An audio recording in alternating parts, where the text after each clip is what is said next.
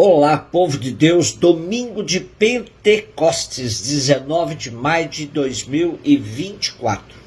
A nossa reflexão de hoje é a partir de Atos dos Apóstolos 2, de 1 a 11, 1 Coríntios 12, 3b a 7 e 12 a 13 e João 20, 19 23.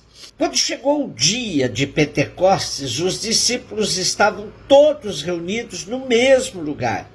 De repente veio do céu um barulho como se fosse uma forte ventania, que encheu a casa onde eles se encontravam. Então apareceram línguas como de fogo que se repartiam e pousaram sobre cada um deles. Todos ficaram cheios do Espírito Santo e começaram a falar em outras línguas conforme o Espírito os inspirava. Moravam em Jerusalém judeus devotos de todas as nações do mundo.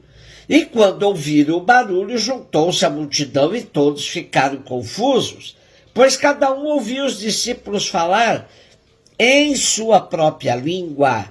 Cheios de espanto e de admiração, diziam: esses homens que estão falando não são todos galileus? Como é que nós os escutamos na nossa própria língua? Nós que somos partos, medos e elamitas, habitantes da Mesopotâmia, da Judéia, da Capadócia, do Ponto, da Ásia, da Frígia e da Panfilha, do Egito e da parte da Líbia próxima de Cirene. Também romanos que aqui residem, judeus e prosélitos, cretenses e árabes, todos nós os escutamos anunciarem as maravilhas de Deus na sua própria língua. Nessa primeira leitura, Lucas apresenta o Espírito Santo como a nova lei da comunidade do povo de Deus, que faz com que todos os homens e todas as mulheres sejam capazes de ultrapassar suas diferenças e se comunicar, que une numa mesma comunidade de amor povos de todas as raças e culturas. É a inversão de Babel, onde todos eram da mesma raça e não se entendiam.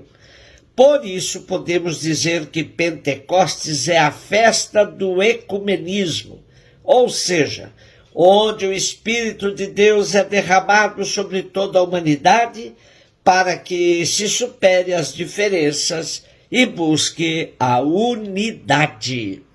1 Coríntios 12, 3b a 7, 12, 13. Ninguém pode dizer Jesus é o Senhor a não ser no Espírito Santo. Há diversidade de dons, mas um mesmo é o Espírito. Há diversidade de ministérios, mas um mesmo é o Senhor. Há diferentes atividades, mas um mesmo Deus que realiza todas as coisas em todos. A cada um é dada a manifestação do Espírito em vista do bem comum. Como o corpo é um, embora tenha muitos membros, e como todos os membros do corpo, embora sejam muitos, formam um só corpo, assim também acontece com Cristo. De fato, todos nós, judeus ou gregos, escravos ou livres, fomos batizados no único Espírito para formarmos um único corpo e todos nós bebemos de um único Espírito. É o Espírito que concede os dons que enriquecem a comunidade e que fomentam a unidade de todos os membros.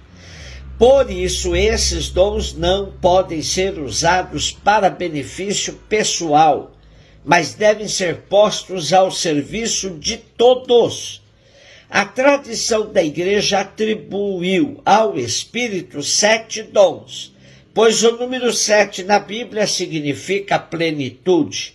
Portanto, não apenas 7 dons que o Espírito dá aos cristãos, mas a plenitude dos dons, capacitando-nos ao seguimento de Jesus. João 20, 19 e 23. Ao anoitecer daquele dia, o primeiro da semana, estando fechadas por medo dos judeus, às portas do lugar onde os discípulos se encontravam, Jesus entrou e, pondo-se no meio deles, disse: "A paz esteja convosco." Depois destas palavras, mostrou-lhes as mãos e o lado, e então os discípulos se alegraram por verem o Senhor. Novamente Jesus disse: "A paz esteja convosco. Como o Pai me enviou, também eu vos envio." E depois de ter dito isto, soprou sobre eles e disse: "Recebei o Espírito Santo. A quem perdoardes os pecados, eles lhes serão perdoados. A quem não os perdoardes, eles lhes serão retidos." No Evangelho de hoje, João apresenta-nos a comunidade cristã reunida à volta de Jesus ressuscitado.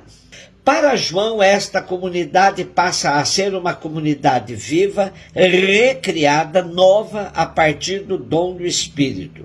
É o Espírito que permite aos crentes superar o medo e as limitações e dar testemunho no mundo desse amor que Jesus viveu até as últimas consequências.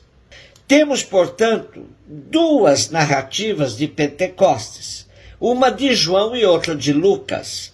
Ambos têm compreensões diferentes sobre a vinda do Espírito Santo para animar a comunidade primitiva.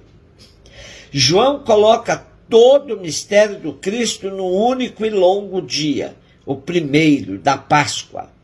Aí se dá a glória da ressurreição, a ascensão, volta ao Pai, a vinda do Espírito sobre os apóstolos.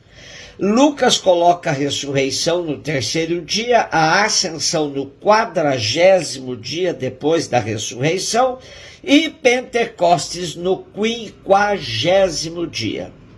Lucas faz coincidir Pentecostes com a antiga festa judaica que comemorava os 50 dias após a saída do Egito.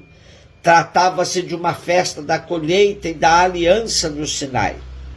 Começou como festa agrícola, passou a ser um acontecimento histórico de comemoração anual da promulgação da lei sobre o Monte Sinai.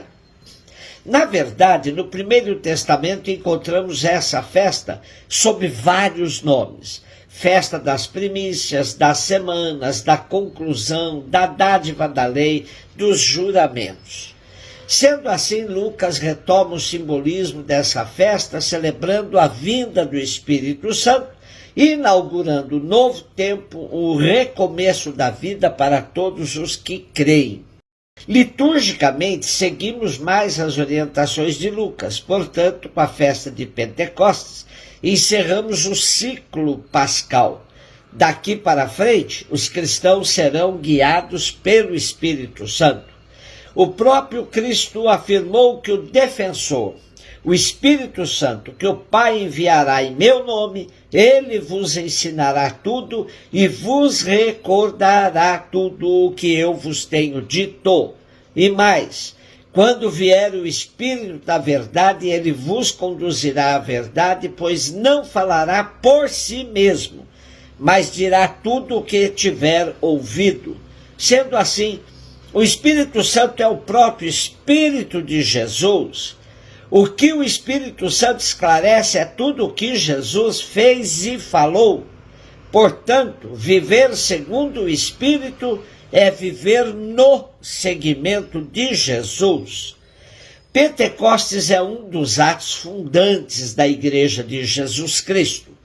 Há quem goste de chamar a festa de Pentecostes como a festa do nascimento da igreja. Mas é melhor dizermos que Pentecostes é um dos atos fundantes da igreja, ao lado de outros, como da última ceia, Eucaristia, o lava-pés, a Páscoa. A tradição da igreja elenca 7 dons do Espírito. São eles: sabedoria, inteligência, conselho, fortaleza, ciência, piedade e temor de Deus. Também se costuma falar dos frutos do Espírito Santo. São eles amor, alegria, paz, paciência, benignidade, longanimidade, benevolência, humildade, fidelidade, modéstia, continência e castidade. No Espírito podemos viver as 3 virtudes teologais: fé, esperança e caridade. Também é o Espírito que nos ajuda a cultivar as virtudes cardeais: prudência, justiça, fortaleza, temperança. Quem age segundo o Espírito é diferente de quem age sem ele. E nós somos chamados a fazer a diferença em todos os ambientes que frequentamos e nos quais vivemos. A novidade cristã não está no passado, mas sim no futuro. Com o Espírito, a igreja e o mundo inteiro gritam com todo o seu ser: vem, Senhor Jesus. Um beijo no seu coração.